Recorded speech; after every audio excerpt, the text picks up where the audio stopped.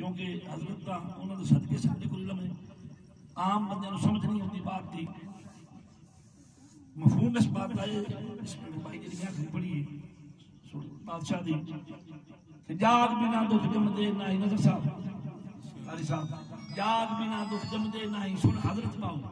भावे लाल होने न कड़ कड़ के लफ्जी तर्जुमा बड़ा सुन असर करता है लेकिन असल परदेश बादशाह गल की पे करते ने कि जिस तरह जाग तू बगैर दूध नहीं जमदा इसी तरह कामल के हाथ हाथ दिते तो बगैर गल नहीं बनती सुभान अल्लाह जदों कोई बंदा किबला दे ताहिर शाह साहब दे बैत हो जाता है बुखारी साहब दे बैत सन लोग अख्तर शाह साहब दे वो जाग उठ लग जाती है नाचदियां अल्लाह मदद करी